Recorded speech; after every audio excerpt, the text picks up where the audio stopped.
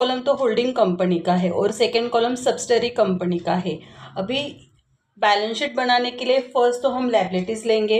Liabilities में issued and subscribe and paid up capital shares of ₹10 each, ये जो first column है वो लायबिलिटीज में जाएगा। जनरल रिजर्व की फर्स्ट कॉलम की अमाउंट आएगी 50,000, क्योंकि 6,000 रुपीज़ हमने वर्किंग नोट में अमाउंट यूज़ की है सब्सिडरी कॉलम की। उसके बाद क्रेडिटर्स दोनों की टोटल करनी है हमें। यहाँ पे profit and loss balance as on 1 April 2019 का है। फर्स्ट कॉलम ही यहाँ पे यूज़ होगा, क्योंकि सेकेंड कॉलम के अमाउंट हमने वर्किंग नोट में यूज़ की है। प्रॉफिट फॉर द ईयर 40,000 और 12,000, यहाँ भी आपको सिर्फ फर्स्ट कॉलम ही लेना होगा। ठीक है, देखो क्या क्या कैपिटल, जनरल रिजर्व और प्रॉफिट एंड लॉस, ये हमें यहाँ पे फर्स्ट कॉलम के लेने हैं। एसेट साइड में है आपको बिल्डिंग, उसके बाद सन्ड्री डेट एसेट्स। अभी यहाँ पे देखो बिल्डिंग दोनों का क्या करना होगा, एडिशन करना है। अगर एप्रिसिएशन डेप्रिसिएशन था तो वो भी ऐड कर लेंगे। उसके बाद सन्ड्री एसेट से दोनों की टोटल करेंगे, क्रेडिटर्स दोनों की टोटल करेंगे। शेयर्स इन डब्ल्यू लिमिटेड ये ऑलरेडी हमने गुडविल में यूज़ किया है, इसलिए इसका यूज़ यहाँ पे नहीं होगा। यहाँ पे देखो consolidated balance sheet of subsidiary company, sorry S limited and its subsidiary company W limited. यहाँ पे आपको डेट लिखनी है as on 31 March 2020। Liability side में जाएंगे, वहाँ पे share capital issued subscribed and paid up दिया है शेयर्स ऑफ ₹10 ईच। लिखो यहाँ पे हेडिंग दो शेयर कैपिटल, उसके नीचे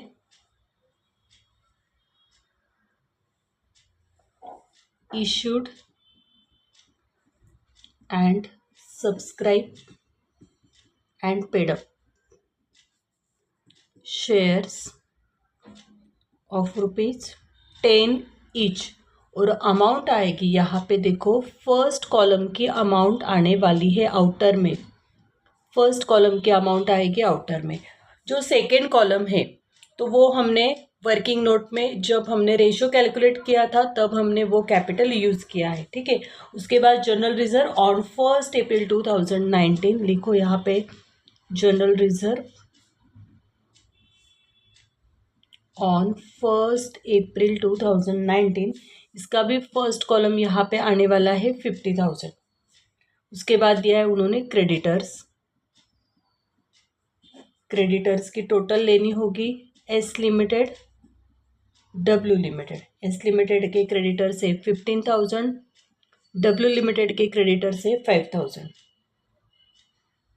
दोनों की टोटल हो गई यहाँ पे 20,000। और एडजस्टमेंट दी है देखो उन्होंने, the debtors of S limited included ₹5,000 due from W limited. इसको हम क्या बोलेंगे, इंटर कंपनी ओविंग। जो एडजस्टमेंट डेटर्स के ऊपर है वही एडजस्टमेंट क्रेडिटर्स के ऊपर भी होने वाली है, इसको हम बोलेंगे इंटर कंपनी ओविंग्स। कितनी अमाउंट है वो 5,000, आउटर में क्रेडिटर्स आएंगे 15,000।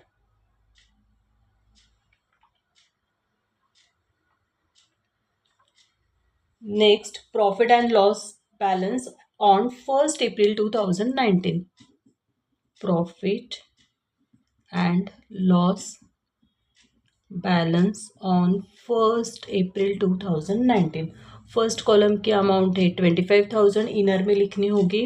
उसके बाद प्रॉफिट फॉर द ईयर, यहाँ पे आपको ऐड करना है प्रॉफिट फॉर द ईयर, वो भी फर्स्ट कॉलम का आएगा 40,000। नेक्स्ट होल्डिंग कंपनी का जो रेवेन्यू प्रॉफिट आया था, कितना आया था होल्डिंग कंपनी का रेवेन्यू प्रॉफिट, देखो तो होल्डिंग कंपनी का रेवेन्यू प्रॉफिट आपका आया है 5,500, वो ऐड करो यहाँ पे, add revenue profit of holding company, holding मतलब फर्स्ट कॉलम का 5,500 करो, एडलेस करके कितनी अमाउंट आ रही 70,500। ठीक है, लायबिलिटी साइड कंप्लीट हो गई। उसके बाद हमें जाना है एसेट में। एसेट में फर्स्ट दिया है उन्होंने बिल्डिंग, अंडरलाइन, यहाँ पे एस लिमिटेड इनर कॉलम में लिखो 65,000, डब्ल्यू लिमिटेड इनर कॉलम में लिखो 25,000, कितनी टोटल होगी इसकी 90,000। ठीक है, उसके बाद एप्रिसिएशन डेप्रिसिएशन कुछ तो था, सॉरी बिल्डिंग के अमाउंट है, मिस्टेक हो गई यहाँ पे, बिल्डिंग के अमाउंट है फर्स्ट कॉलम की एस लिमिटेड के अमाउंट है 1,50,000। उसके बाद डब्ल्यू लिमिटेड के अमाउंट है 65,000 और ये आपका है एप्रिसिएशन 25,000। इसकी टोटल आउटर में आने वाली है 2,40,000।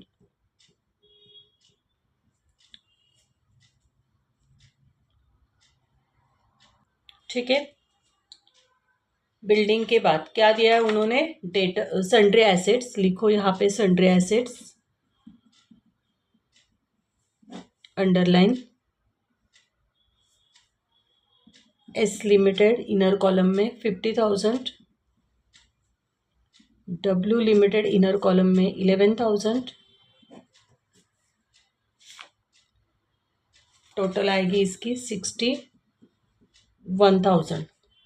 सन्ड्री एसेट्स के बाद है debtors, S limited W limited, S limited के है डेटर्स 20,000, डब्ल्यू लिमिटेड के डेटर्स है 15,000। टोटल हो गए इसकी आपकी 35,000। देखो यहाँ पे हमने क्रेडिटर्स के यहाँ इंटर कंपनी ओविंग की जो एडजस्टमेंट की है वही एडजस्टमेंट यहाँ पे आने वाली है। इंटर कंपनी ओविंग्स 5,000, मतलब आउटर में आपकी अमाउंट कितनी आ गई 30,000। ठीक है, उसके बाद है shares in W limited. Shares in W limited ये हमने क्या किया है 1,10,000 है, लेकिन ये हमने क्या किया है ऑलरेडी वर्किंग नोट जब हमने की थी गुडविल की तब हमने वो अमाउंट वैल्यू यूज की है। ठीक है, ओके ठीक है, प्रॉब्लम कंप्लीट हो गया। अभी वर्किंग नोट से क्या मिला था हमें, गुडविल और माइनॉरिटी इंटरेस्ट। गुडविल कितना था हमारा, गुडविल आएगा आपका एसेट साइड में, गुडविल था 13,750 और माइनॉरिटी इंटरेस्ट कितना आया था 9,250। माइनॉरिटी इंटरेस्ट था 9,250। करो टोटल आ रही है आपकी 3,44,750, 3,44,750। देखो हम जब बैलेंस शीट बनाएंगे ना तो बैलेंस शीट में कैपिटल, उसके बाद प्रॉफिट एंड लॉस और जनरल रिजर्व, ये जो अमाउंट है ये फर्स्ट कॉलम की होगी। ठीक है, उसके बाद फर्स्ट कॉलम की अमाउंट कंसोलिडेटेड बैलेंस शीट में आने वाली है। उसके बाद आपको मिलेगा गुडविल आएगा, यह आएगा एसेट साइड में। उसके बाद माइनॉरिटी इंटरेस्ट मिला था, यह आएगा लायबिलिटीज में। ठीक है, चलो अभी हम थर्ड प्रॉब्लम स्टार्ट करने वाले हैं। The balance sheet of S Limited and P Limited as on 31st March 2020 is as follows. Liability side, asset side. Liabilities में है share capital issue subscribe and paid up 10 lakh और 4 लाख। यहाँ पे general reserve है 1,50,000, यहाँ पे अमाउंट नहीं है। Profit and loss first column का 1,42,000 और यहाँ पे 60,000। Creditors 182, 87,000, bills payable 20,000। Asset side में गुडविल है, उसके बाद मशीनरी, स्टॉक, डेटर्स, कैश और यहाँ पे देखो इन्वेस्टमेंट है 24,000। कितने की इन्वेस्टमेंट है ये 24,000। मतलब जब हम रेशियो कैलकुलेट करेंगे तब हमें ये नंबर ऑफ शेयर्स का वर्किंग करना होगा। उसके बाद bills receivable, S limited acquired the shares in P limited on 1 अक्टूबर 2019। यहाँ पे अंडरलाइन करो 1 अक्टूबर 2019, मतलब उन्होंने शेयर्स एक्वायर्ड की डेट दी है 1 अक्टूबर 2019। ईयर एंडिंग है 31 मार्च 2020, मतलब इसकी ओपनिंग डेट क्या हो जाएगी 1 अप्रैल 2019। और ये जो डेट है 1 अक्टूबर 2019, ये शेयर्स एक्वायर्ड की डेट है। उसके बाद profit and loss account of P limited show a debit balance of ₹20,000 on 1 April 2019, और प्रॉफिट एंड लॉस का 1 अप्रैल का डेबिट बैलेंस उन्होंने दिया है 20,000। उसके बाद included in the stock of P Limited are goods of ₹20,000 which were supplied by S Limited at cost plus 25%। Underline करो cost plus 25%। यहाँ पे आपको अनरियलाइज प्रॉफिट कैलकुलेट करना होगा। उसके बाद bills payable in S limited represented ₹15,000 issued in favour of P limited. देखो, जो एडजस्टमेंट बिल्स पेबल के ऊपर होगी वही एडजस्टमेंट बिल्स रिसीवेबल के ऊपर होगी, क्योंकि इसको हम क्या बोलते हैं, इंटर कंपनी ओविंग्स। जो एडजस्टमेंट डेटर्स के ऊपर होगी वही एडजस्टमेंट क्रेडिटर्स के ऊपर हो सकती है कि नहीं, तो इसको भी हम क्या बोलते हैं, इंटर कंपनी ओविंग्स। ओके, अभी तो हमें फर्स्ट क्या कैलकुलेट करना है, रेशियो कैलकुलेट करना है। देखो, रेशियो के लिए आपको क्या करना है, बैलेंस शीट के लायबिलिटी साइड में कैपिटल की अमाउंट सेकेंड कॉलम में जाना है। कहाँ पे जाना है आपको, सेकेंड कॉलम में। क्या है सेकेंड कॉलम की कैपिटल की अमाउंट, यहाँ पे दी है 4 लाख। लिखो यहाँ पे 4 लाख डिवाइडेड बाय क्या है, number of shares of rupees क्या है, 10 ईच। मतलब 4 लाख को अगर हम 10 से डिवाइड करेंगे तो कितनी अमाउंट आएगी, कितनी अमाउंट आ गई आपकी यहाँ पे 40,000। ठीक है, इसको हमें डिस्ट्रीब्यूट करना है। कैसे डिस्ट्रीब्यूट करेंगे, देखो बैलेंस शीट के एसेट साइड में जाएंगे, यहाँ पे इन्वेस्टमेंट दी, कितनी इन्वेस्टमेंट की उन्होंने, 24,000 शेयर्स। मतलब एस लिमिटेड और पी लिमिटेड। ठीक है, एस लिमिटेड की इन्वेस्टमेंट है 24,000, 40 में से 24,000 माइनस करो, पी लिमिटेड की इन्वेस्टमेंट आएगी आपकी यहाँ पे 16,000। अभी हम इसका रेशो निकालेंगे, 24,000:16,000। ठीक है, ये जीरो कैंसिल हो जाएंगे। कौन से टेबल में आता है ये, 8 के टेबल में। 8 2 ज़ा 16 और 8 3 ज़ा 24। मतलब आपका रेशो आ गया 3:2। क्या रेशो आ गया, 3:2। ठीक है, उसके बाद हमें क्या करना है, यहाँ पे इंटू 10 और यहाँ पे इंटू 10। मतलब ये देखो, ये जो 10 है ना वो यहाँ पे लेने हैं। तो यहाँ पे क्या आ गया आपका 2,40,000 आएगा, और यहाँ पे आएगा 1,60,000। ये अमाउंट हमें गुडविल के लिए यूज़फुल है, और ये अमाउंट हमें माइनॉरिटी इंटरेस्ट के लिए यूज़फुल है। कहाँ पे यूज़फुल है, माइनॉरिटी इंटरेस्ट के लिए। और ये क्या है आपकी फेस वैल्यू है, ये आपकी फेस वैल्यू ऑफ शेयर्स। देखो क्या क्या, फर्स्ट हमने रेशो निकाला, बैलेंस शीट के लायबिलिटी साइड में गए, वहाँ पे कैपिटल का सेकंड कॉलम देखा, वहाँ पे था 4 लाख अमाउंट। 4 लाख को पर शेयर के प्राइस से हमने क्या किया है, डिवाइड किया, तो हमें ये नंबर ऑफ शेयर्स मिल गए 40,000। 40,000 को हमने डिस्ट्रीब्यूट किया, 40,000 में एस लिमिटेड ने कितने शेयर्स इन्वेस्ट किए, 24,000। तो 40 में से 24,000 माइनस हो गए, तो यहाँ पे आपके आ गए 16,000। तो 24,000 और 16,000 का रेशियो निकालेंगे तो वो आएगा आपका यहाँ पे 3:2। उसके बाद इसको हमें इंटू 10 पर शेयर के प्राइस से मल्टीप्लीकेशन करना होगा। 2,40,000 आपका गुडविल आ गया, और 1,60,000 आपका माइनॉरिटी इंटरेस्ट आ गया। मतलब जब हम गुडविल का कैलकुलेशन करेंगे, वहाँ पे फेस वैल्यू हमें पुट करनी होती है, तो वहाँ पे हम फेस वैल्यू ऑफ शेयर्स 2,40,000 लेंगे, और जब हम माइनॉरिटी इंटरेस्ट कैलकुलेट करेंगे तब हम फेस वैल्यू कितने लेने वाले हैं, 1,60,000। ओके, अभी हमें कैपिटल प्रॉफिट निकालना है, लेकिन उसके पहले हम क्या करेंगे, बैलेंस शीट की डेट कितनी दी है, देखो 31 मार्च 2020। बैलेंस शीट के ऊपर एज ऑन 31 मार्च 2020 दिया है। इसके ओपनिंग डेट कब आएगी, 1 अप्रैल 2019। ठीक है, उसके बाद शेयर्स कब एक्वायर्ड किए थे, S limited acquired the shares in P limited, first adjustment देखो ऑन 1 अक्टूबर 2019। यहाँ पे क्या डेट आएगी, 1 अक्टूबर 2019। ठीक है, ये देखो, ये आपकी बैलेंस शीट की क्लोजिंग डेट है। उसके बाद 1 अक्टूबर 2019 ये शेयर्स एक्वायर्ड की डेट है। ठीक है, और ये आपकी क्या डेट है, ओपनिंग डेट है। ठीक है। अभी हम क्या करने वाले हैं, यहाँ पे प्रॉफिट एंड लॉस और जनरल रिजर्व की वर्किंग नोट बनाएंगे। प्रॉफिट एंड लॉस और जनरल रिजर्व की वर्किंग नोट बनाएंगे। बैलेंस शीट की लायबिलिटी साइड में जाएंगे। देखो यहाँ पे लायबिलिटी साइड में जनरल रिजर्व फर्स्ट कॉलम में 1,50,000 दिया है और सेकंड कॉलम में डैश है, तो हमें हमेशा सेकंड कॉलम की अमाउंट लगती है कि नहीं, तो जनरल रिजर्व का वर्किंग नहीं होगा। प्रॉफिट एंड लॉस का फर्स्ट कॉलम 142 दिया है, लेकिन सेकंड कॉलम कितना है 60,000। जब हम वर्किंग नोट बनाते हैं तब हमें कैपिटल, जनरल रिजर्व और profit and loss second column मतलब सब्सिडरी कंपनी का चाहिए। ठीक है, तो यहाँ पे प्रॉफिट एंड लॉस उन्होंने कितना दिया है 60,000 दिया है। कौन से डेट का है 31 मार्च 2020। उसके बाद और कुछ इन्फॉर्मेशन है क्या प्रॉफिट एंड लॉस की, तो सेकेंड एडजस्टमेंट में the profit and loss account of P limited show a debit balance ₹20,000। Debit balance दिया है मतलब ये निगेटिव बैलेंस है, क्रेडिट बैलेंस नहीं है। क्रेडिट बैलेंस पॉजिटिव बैलेंस होता है, डेबिट बैलेंस ये निगेटिव बैलेंस आता है ऑन 1 अप्रैल 2019।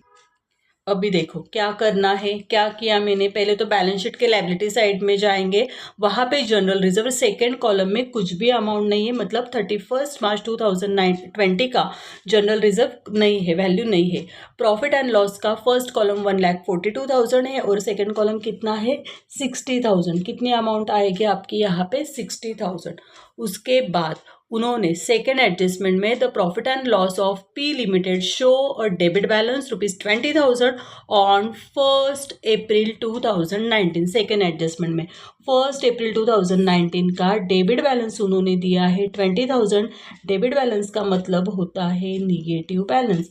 अगर क्रेडिट बैलेंस होता है तो वो डेबिट बैलेंस ये आपका जाएगा एसेट साइड में आता है और क्रेडिट बैलेंस कहाँ पे आता है, लायबिलिटीज में आता है। ठीक है, तो देखो यहाँ पे -20,000 दिया है कि नहीं, और क्लोजिंग बैलेंस कितना है 80,000। यहाँ पे प्रॉफिट एंड लॉस का क्लोजिंग बैलेंस दिया है, क्या आएगी यहाँ पे अमाउंट। या अगर -20,000 है और यहाँ पे +60,000 है, मतलब कितनी अमाउंट हम लेंगे उसमें से 20,000 माइनस करेंगे तो 60,000 अमाउंट आएगी आपकी। कितनी अमाउंट लेंगे 60,000 आंसर आने के लिए हमें वहां पे कितनी अमाउंट माइनस करनी होगी। यहाँ पे आएगा आपका 80,000 है कि नहीं। 80,000 से अगर 20 माइनस करेंगे तो आपका आंसर क्या आएगा 60,000। ठीक है, लेकिन यहाँ पे डेट है देखो 1 अक्टूबर, यहाँ से लेके और यहाँ से लेके अभी 1 अप्रैल टू 1 अक्टूबर मंथ्स काउंट करो, अप्रैल टू सितंबर तक। 1 अक्टूबर तो अक्टूबर कैलकुलेट नहीं होगा, तो यहाँ पे आ गए आपका 6 मंथ्स, और 1 अक्टूबर टू 31 मार्च ये आपके आ गए 6 मंथ्स। ठीक है, मतलब प्री पीरियड आपका कितना है 6 मंथ्स का, पोस्ट पीरियड कितना है 6 मंथ्स का। शेयर्स एक्वायर्ड के पहले का जो पीरियड होता है उसको हम प्री पीरियड बोलेंगे, वो आएगा कैपिटल प्रॉफिट में। शेयर्स एक्वायर्ड के बाद जो पीरियड आता है वो पोस्ट पीरियड होता है, वो आपका आएगा रेवेन्यू प्रॉफिट में। देखो अभी यहाँ पे क्या करना है, ये 80,000 है, 80,000 हम क्या करेंगे डिस्ट्रीब्यूट करेंगे, इक्वली डिस्ट्रीब्यूट करेंगे क्योंकि 6 मंथ्स है। 40,000 यहाँ पे आपके आ गए 40,000। ये डेबिट बैलेंस आपका जाएगा प्री में, क्योंकि देखो इसके पहले की इन्फॉर्मेशन 1 अक्टूबर की पहले की जो इन्फॉर्मेशन है वो प्री में जाएगी। यहाँ पे प्री मतलब कैपिटल प्रॉफिट, कैपिटल प्रॉफिट। और ये 1 अक्टूबर के बाद जो इन्फॉर्मेशन है मतलब 40,000 का बैलेंस वो कहाँ पे जाएगा पोस्ट, ये क्या कहाँ पे जाएगा रेवेन्यू प्रॉफिट में। इजी है, देखो शेयर्स एक्वायर्ड के पहले की जो इन्फॉर्मेशन है वो आपको कैपिटल प्रॉफिट में लेनी है, शेयर्स एक्वायर्ड के बाद की जो इन्फॉर्मेशन है वो कहाँ पे लेनी है आपको रेवेन्यू प्रॉफिट में। प्री पीरियड कैपिटल प्रॉफिट होता है, पोस्ट पीरियड रेवेन्यू प्रॉफिट होता है। देखो मैंने कैपिटल प्रॉफिट का फॉर्मेट बनाया, अभी आपको पता है लास्ट वीडियो में मैंने ये दिया था आपको जनरल रिजर्व एज ऑन 1 अप्रैल। 1 अप्रैल का जनरल रिजर्व है क्या, जनरल रिजर्व की इन्फॉर्मेशन नहीं थी, डैश करेंगे। जनरल रिजर्व फ्रॉम ये भी नहीं था, डैश करेंगे। उसके बाद profit and loss credit balance था क्या, नहीं, लेकिन प्रॉफिट एंड लॉस फ्रॉम मतलब उसके नीचे का जो बैलेंस था ना वो कहाँ से था 1 अप्रैल 2019 टू 1 अक्टूबर 2019 का प्रॉफिट एंड लॉस का बैलेंस है 40,000 है कि नहीं। वर्किंग नोट से ली है मैंने ये अमाउंट। देखो ये जो दो अमाउंट है ना वो मैं फिल कर रही हूँ। ये जो है ये डेबिट बैलेंस के यहाँ पे आएगा, और ये जो 40,000 है तो वो प्रॉफिट एंड लॉस फ्रॉम 1 अप्रैल से लेके 1 अक्टूबर तक। उसके बाद profit and loss debit balance है क्या है 20,000। ठीक है, ब्रैकेट में डालो चाहिए तो, क्योंकि माइनस करना है आपको। Under valuation, appreciation, over valuation, depreciation कुछ भी एडजस्टमेंट नहीं थी प्रॉब्लम में। इसका मतलब 40 से 20,000 माइनस करो, क्या आंसर आएगा 20,000। पॉजिटिव आंसर आता है तो कैपिटल प्रॉफिट, निगेटिव आंसर आता है तो कैपिटल लॉस। अभी ये कैपिटल प्रॉफिट आ गया आपका 20, कैपिटल प्रॉफिट कितना आ गया 20,000। डिस्ट्रीब्यूट करो इसको, किस रेशो में डिस्ट्रीब्यूट करोगे 3:2 रेशो में। क्या आएगा, यहाँ पे आएगा 12,000 और यहाँ पे आएगा 8,000। ठीक है, जो कैपिटल प्रॉफिट आता है वो आपका जाएगा गुडविल में, और ये जाएगा माइनॉरिटी इंटरेस्ट में। ठीक है,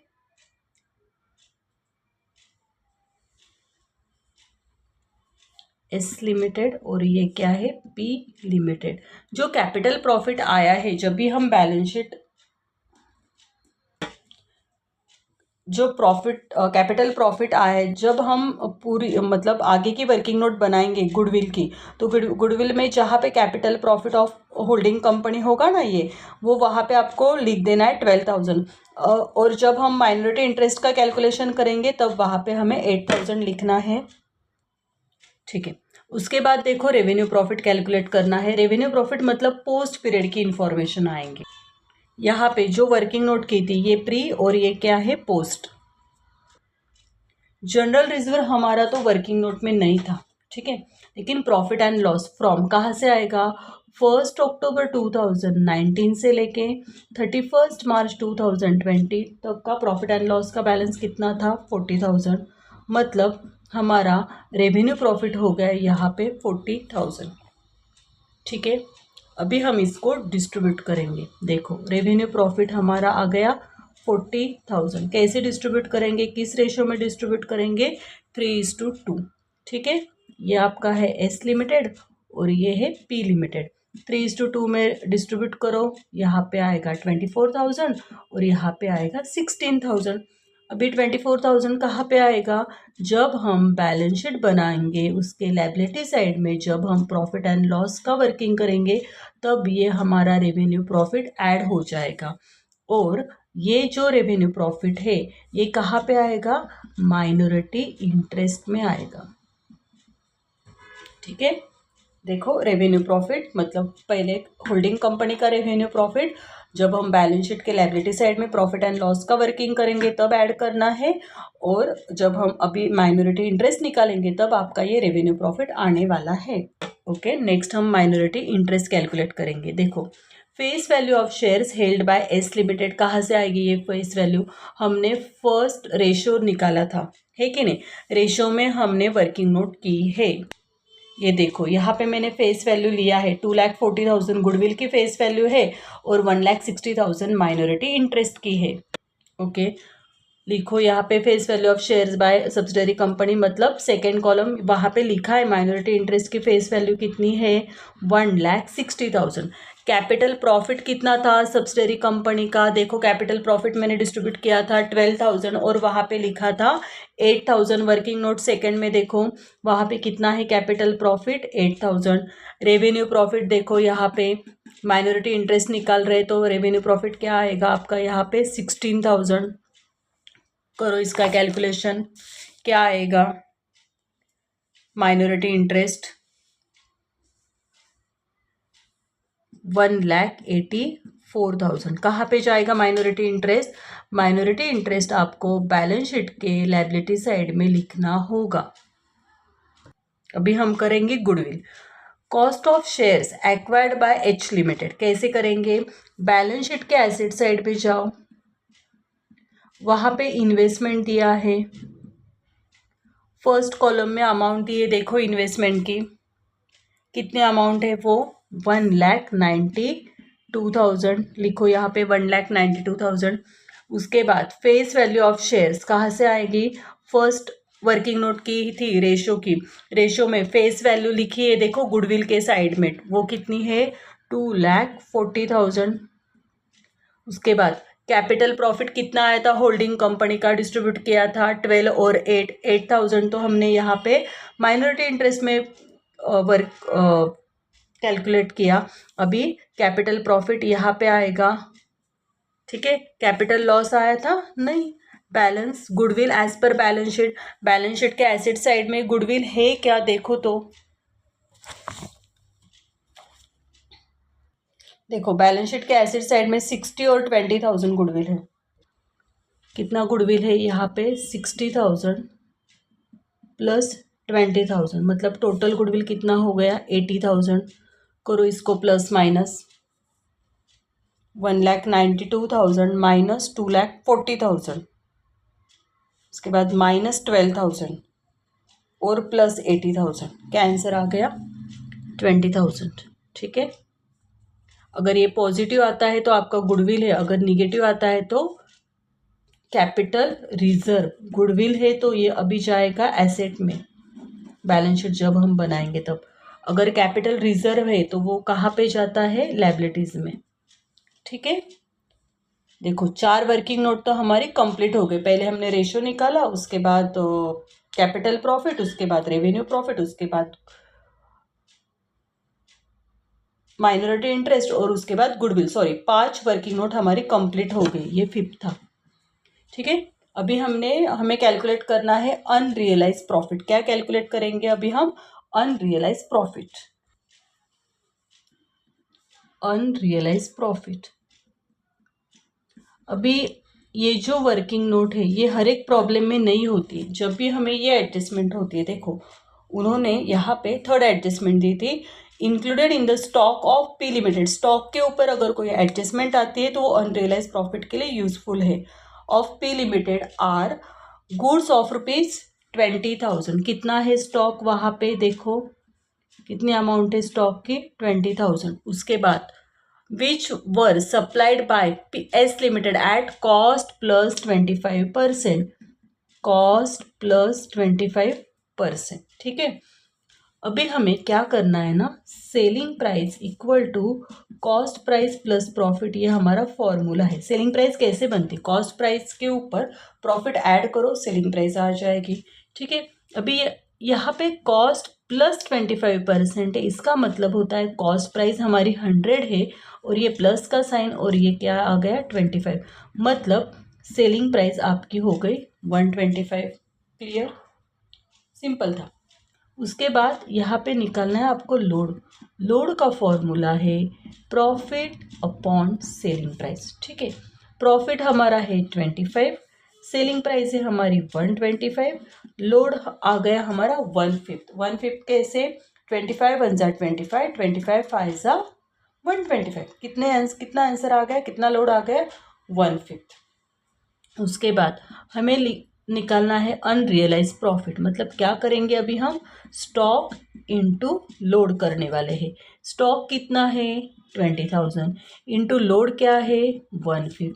क्या आंसर आएगा 4,000। लोड मतलब हम स्टॉक में जो हमारा मार्जिन है, प्रॉफिट मार्जिन, वो हम साइड में कैलकुलेट कर रहे हैं, ठीक है।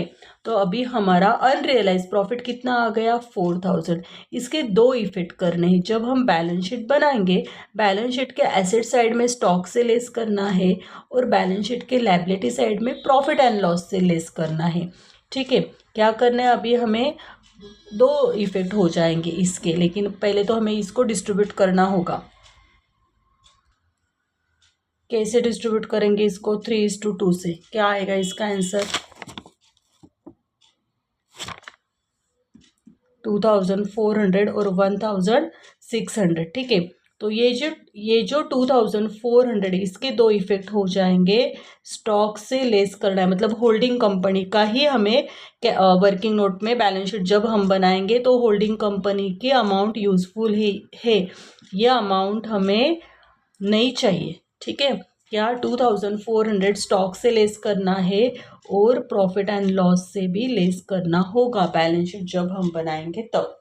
ओके, चलो अभी हम बैलेंस शीट स्टार्ट करेंगे।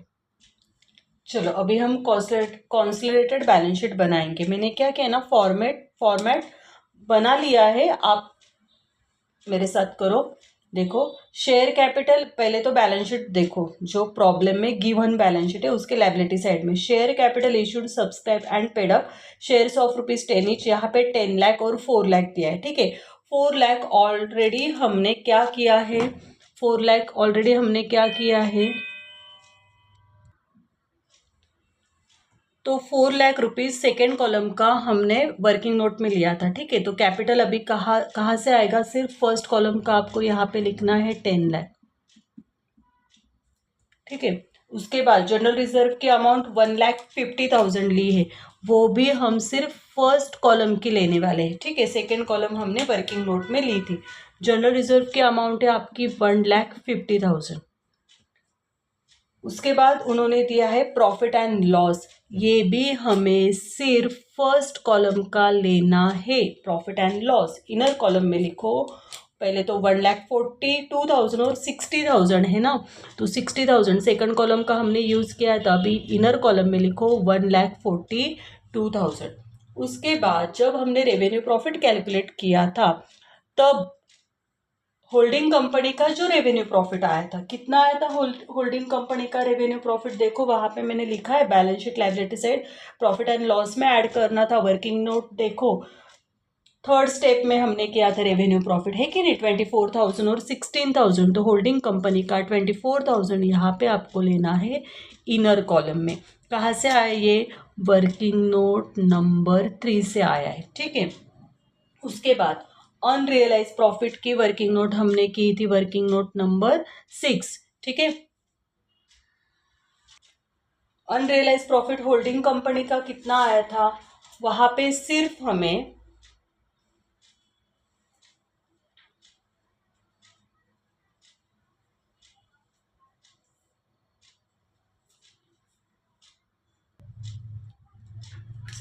होल्डिंग कंपनी का अनरियलाइज प्रॉफिट लेना है, वो आया आपका 2,400। ठीक है, करो अभी इसको कैलकुलेट के, पहले क्या किया प्रॉफिट एंड लॉस, उसके बाद होल्डिंग कंपनी का रेवेन्यू प्रॉफिट ऐड किया, उसके बाद अनरियलाइज प्रॉफिट होल्डिंग कंपनी का माइनस करना है। क्या आएगा इसका आंसर फाइनली 1,63,600। ठीक है,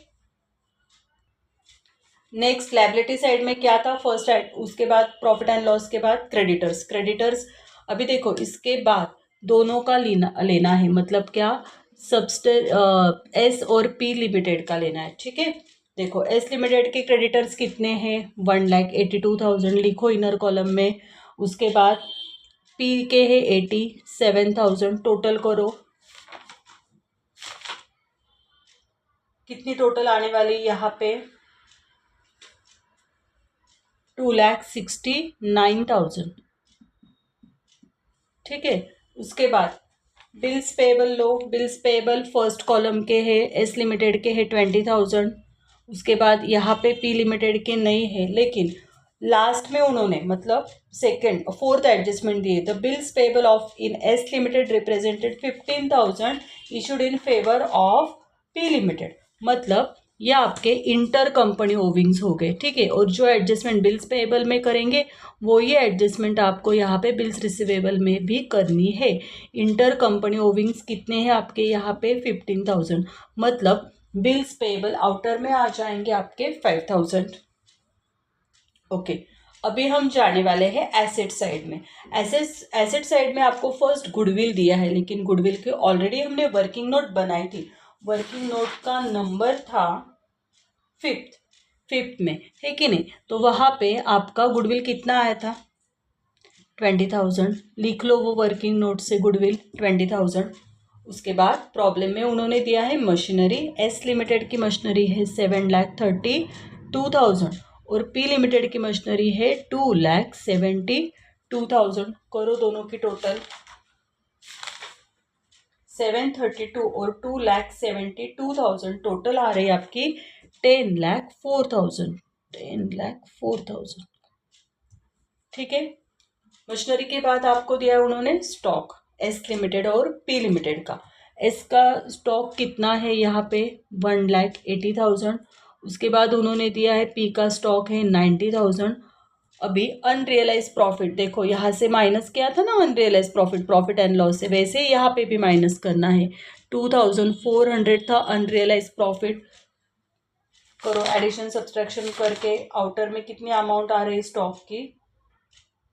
स्टॉक की अमाउंट आपकी आ रही है 2,67,600 2,67,600। ओके, अभी डेटर्स देखो, एस लिमिटेड के डेटर्स कितने हैं बैलेंस शीट में, देखो 2,95,000। पी लिमिटेड के डेटर्स है 1,23,000। करो टोटल, कितनी टोटल आएगी इसकी डेटर्स की, 4,18,000। ठीक है, उसके बाद है कैश की टोटल करो 35,000 और 27,000। करो इसकी टोटल आ रही है आपकी 62,000। अभी है बिल्स रिसीवेबल, एस लिमिटेड के बिल्स रिसीवेबल नहीं है, पी लिमिटेड के बिल्स रिसीवेबल है 15,000। उसके बाद ये जो इंटर कंपनी ओविंग है ये आपको माइनस करना है, तो आउटर में क्या आएगा, डैश। ठीक है, अभी हमने देखो रेशो निकाला था, रेशो का तो यहाँ पे कुछ नहीं, रेवेन्यू प्रॉफिट का जो था होल्डिंग कंपनी का रेवेन्यू प्रॉफिट वो मैंने यहाँ पे ऐड किया। थर्ड एडजस्टमेंट ली थी हमने, रेशो के बाद कैपिटल प्रॉफिट था, फिर रेवेन्यू प्रॉफिट था, फिर हमने निकाला था माइनॉरिटी इंटरेस्ट। तो माइनॉरिटी इंटरेस्ट आपको यहाँ पे लायबिलिटी साइड में लिखना होगा और गुडविल आता है एसेट साइड में, लेकिन गुडविल ऑलरेडी हमने लिखा है। तो माइनॉरिटी इंटरेस्ट हमारा कितना आया था, 1,84,000। कहाँ से मिल गया ये, वर्किंग नोट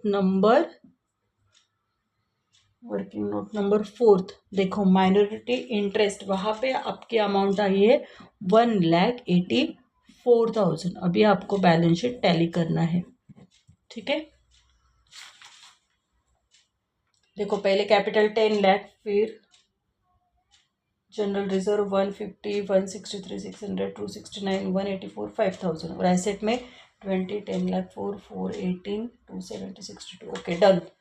तो अभी इसकी टोटल आने वाली है आपकी दोनों की 17,71,600, 17,71,600, 17,71,600 और यहाँ पे आपका बैलेंस शीट टैली हो गया।